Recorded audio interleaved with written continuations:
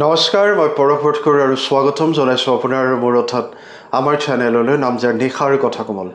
আশা কৰোঁ আপোনালোকৰ দিনটো খুবেই সুন্দৰভাৱে অতিবাহিত হ'ল। চকলং হৈছে টাই আহোমসকলৰ ফ্ৰালুং ধৰ্মীয় বিধি বিধান অনুসৰি পালন কৰা এক প্ৰাচীন আৰু পবিত্ৰ বৈবাহিক অনুষ্ঠান। এই অনুষ্ঠানৰ উল্লেখ প্ৰাচীন পুথি লাইলিত নাংহুংফাত পোৱা যায়। আহোম বিবাহৰ তিনিদিনীয়া কাৰ্যসূচীত তৃতীয় দিনত অনুষ্ঠিত হোৱা চকলং অনুষ্ঠানটোৱে আটাইতকৈ গুৰুত্বপূৰ্ণ আৰু মূল পৰ্ব হিচাপে গণ্য কৰা হয়। টাই আহোম ভাষাত প্ৰথম শব্দৰ অৰ্থ জোৰা লগোৱা আৰু ক্লং শব্দৰ অৰ্থ পূজা, অৰ্থাৎ চকলঙৰ মূল তাৎপৰ্য হৈছে পবিত্ৰ ৰীতি নীতিৰে দম্পতীক একত্ৰিত কৰা। পৰম্পৰাগত বিশ্বাস অনুসৰি এই প্ৰথাৰ সূচনা লেংডনে খ্ৰীষ্টপূৰ্ব 558 চনত চীন দেশৰ মুংফি অঞ্চলত কৰিছিল। আজিও এই অনুষ্ঠান টাই আহোমসকলৰ সমৃদ্ধ সাংস্কৃতিক ঐতিহ্য, ধৰ্মীয় বিশ্বাস আৰু সামাজিক মূল্যবোধৰ এক উল্লেখযোগ্য প্ৰতীক হিচাপে সংৰক্ষিত হৈ আছে। টাই আহোম সমাজৰ বিশ্বাস অনুসৰি চকলং বিবাহ পদ্ধতিৰ সূচনা প্ৰথমে আহোমসকলৰ পূৰ্বপুৰুষ লেংডনে অক-কাইম হুং ৰজাৰ জ্যেষ্ঠ কন্যা নাংহুংফাক বিবাহ কৰাৰ সময়ত হয়। কথিত মতে লেংডনে ৰঙা ফুলাম গামোচাৰে সজোৱা চকলি ভাৰ বা শোধনি ভাৰ কইনা ঘৰলৈ পঠিয়াই বিবাহৰ প্ৰস্তাৱ আগবঢ়াইছিল। কইনাৰ পৰিয়ালে সেই প্ৰস্তাৱ সাদৰে গ্ৰহণ কৰাৰ পিছতেই চকলং অনুষ্ঠান সম্পন্ন হৈছিল। এই ঘটনাৰ পৰাই টাই সমাজত চকলং বিবাহ প্ৰথাৰ প্ৰচলন আৰম্ভ হোৱা বুলি ধাৰণা কৰা হয়।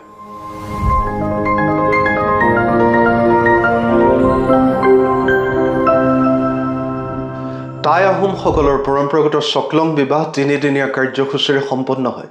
প্ৰথম দিনা ৰিক খোৱান, দ্বিতীয় দিনা চাওবান আৰু তৃতীয় দিনা চকলং অনুষ্ঠান অনুষ্ঠিত হয়। এই বিবাহ পদ্ধতিত মুঠ 20টা পৰম্পৰাগত ৰীতি নীতি পালন কৰা হয়, যাৰ ভিতৰত জোৰোণ, নোৱনি, প্ৰীতিভোজ, ৰিক খাৱান, চাওবান, আপটাং বা গা ধোৱা, গাঠিয়ন খুন্দা, দয়ন দিয়া, বিবাহ যাত্ৰা, শোৱাগুৰি তোলা, বুৰঞ্জী কোৱা, চকলং আয়োজন, হেংদাং প্ৰদান, যুগ্ম জীৱনৰ উপদেশ, আঙুঠি আৰু টেমি কটাৰী সলনি, পঞ্চ অমৃত ভোজন, কৰি খেলা আদি উল্লেখযোগ্য। চকলং মূলতঃ এক অনা হিন্দু টাই আহোম বিবাহ প্ৰথা, যাৰ সকলো নীতি নিয়ম বানফি ফুৰালুং ধৰ্মৰ অন্তৰ্গত। এই বিবাহত হিন্দু বিবাহৰ দৰে সেন্দুৰ, উৰণি আৰু উৰুলি ব্যৱহাৰ কৰা নহয়। চকলং অনুষ্ঠানৰ মূল উদ্দেশ্য হৈছে ধৰ্মীয় আচাৰ অনুষ্ঠানৰ মাজেৰে দৰা কইনাক বৈবাহিক বন্ধনত আবদ্ধ কৰা আৰু তেওঁলোকৰ নতুন জীৱনৰ মংগল কামনা কৰা। জানো আহক শোৱাগুৰি তোলা অনুষ্ঠাননো কি হয়। শোৱাগুৰি তোলা অনুষ্ঠান কইনাৰ ঘৰৰ নঙলা মুখত অনুষ্ঠিত হয়।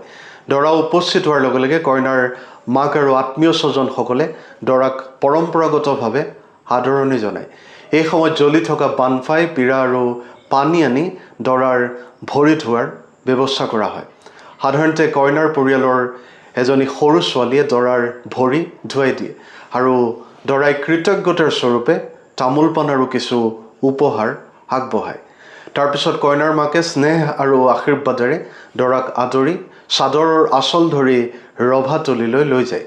এই অনুষ্ঠানটি দৰাক নতুন পৰিয়াললৈ সাদৰেৰে স্বাগতম জনোৱাৰ এক তাৎপৰ্যপূৰ্ণ আচাৰ। ইয়াৰে পিছত হয় ৰভাতলিত চকলঙৰ মণ্ডপত বহা।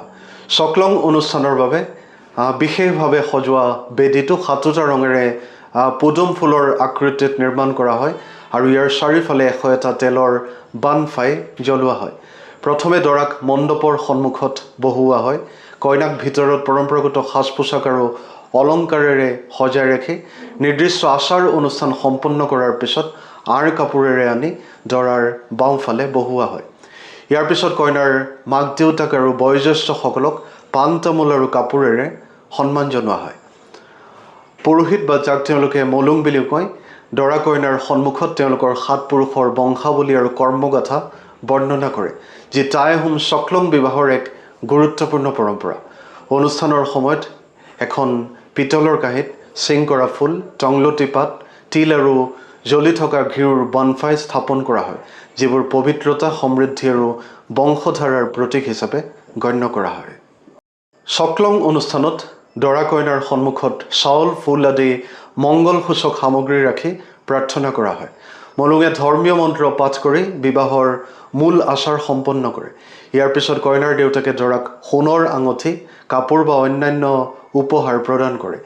দৰা আৰু কইনাই পৰস্পৰক ফুলৰ মালা পিন্ধাই বৈবাহিক বন্ধনৰ স্বীকৃতি জনায়। ঠিক তেনেদৰে হেংদান প্ৰদানৰ পৰ্বও আছে। চকলঙৰ এক বিশেষ পৰ্বত কইনাই দৰাক ফুল, পাণ তামোলৰ লগতে টাই আহোমৰ পৰম্পৰাগত তৰোৱাল হেংদান প্ৰদান কৰে।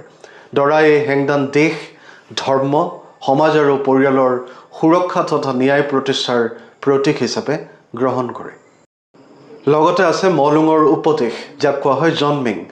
মলুঙে দৰা কইনাক জন্মিং বা বৈবাহিক জীৱনৰ উপদেশ প্ৰদান কৰে। এই উপদেশৰ মূল বাৰ্তা হৈছে সুখী দাম্পত্য জীৱনৰ বাবে দুয়োৱে পৰস্পৰৰ প্ৰতি বিশ্বাস, সহযোগিতা আৰু বুজাবুজি বজাই ৰখা। জীৱনৰ সকলো ক্ষেত্ৰতে এজনে আনজনক সহায় আৰু সমৰ্থনেই সফলতাৰ মূল চাবিকাঠি বুলি জন্মিঙত উল্লেখ কৰা হয়। আৰু আছে আঙুঠি আৰু কটাৰী সলোৱাৰ নিয়ম। চকলঙৰ মূল অনুষ্ঠান সমাপ্ত হোৱাৰ পিছত দৰা কইনাক ভিতৰলৈ নিয়া হয়। তাত তেওঁলোকে পৰম্পৰাগতভাৱে আঙুঠি আৰু কটাৰী সলনি কৰে, যি পৰস্পৰৰ প্ৰতি বিশ্বাস, দায়িত্ব আৰু অটুট সম্পৰ্কৰ প্ৰতীক। ইয়াৰ লগতে দুলনিৰ চাউলত আঙুঠি লুকুৱাই বিচৰাৰ এক আনন্দময় খেল অনুষ্ঠিত হয়, য'ত আত্মীয় স্বজন আৰু লগৰীয়াসকলে হাস্যৰস আৰু ধেমালিৰে অনুষ্ঠানটো অধিক আনন্দময় কৰি তোলে। এই সকলোবোৰৰ উপৰিও আছে পঞ্চামৃত ভোজন। চকলং অনুষ্ঠানৰ এটি তাৎপৰ্যপূৰ্ণ পৰ্ব হৈছে পঞ্চামৃত ভোজন। এই সময়ত কইনাই আখৈ পিঠা পৰমান্ন পঞ্চামৃত অলপ অলপকৈ দৰাক 3 বাৰ খুৱায়। প্ৰতিবাৰৰ পিছত পানীৰে মুখ ধুৱাই পাণ তামোল আগবঢ়ায়। দৰায়ো একেদৰে কইনাক পঞ্চামৃত খুৱাই সন্মান, মৰম আৰু পাৰস্পৰিক যত্নৰ প্ৰতীকস্বৰূপে এই আচাৰ সম্পন্ন কৰে। আৰু আছে নৈবেদ্য আৰু আশীৰ্বাদ। পঞ্চামৃত ভোজনৰ পিছত দৰা কইনাই মাক দেউতাক আৰু বয়োজ্যেষ্ঠসকলৰ ওচৰত আঁঠু লৈ আশীৰ্বাদ গ্ৰহণ কৰে। তাৰপিছত তেওঁলোকে দৰাৰ ঘৰলৈ যাত্ৰা কৰে। দৰাৰ ঘৰ পোৱাৰ পিছত দৰা কইনাক শয়ন কক্ষলৈ লৈ যোৱা হয়। তাত পৰম্পৰাগতভাৱে লাংকুৰি, লাৰেং, জান চাই হুং, লেংডন আৰু জাচিংফা এই 5গৰাকী দেৱতাৰ উদ্দেশ্যে পাণ তামোল আৰু জ্বলি থকা বানফাই আগবঢ়াই প্ৰাৰ্থনা কৰা হয়। এই প্ৰাৰ্থনাৰ মূল উদ্দেশ্য হৈছে নৱদম্পতিৰ সুখ, শান্তি, সমৃদ্ধি আৰু মংগলময় বৈবাহিক জীৱনৰ কামনা কৰা।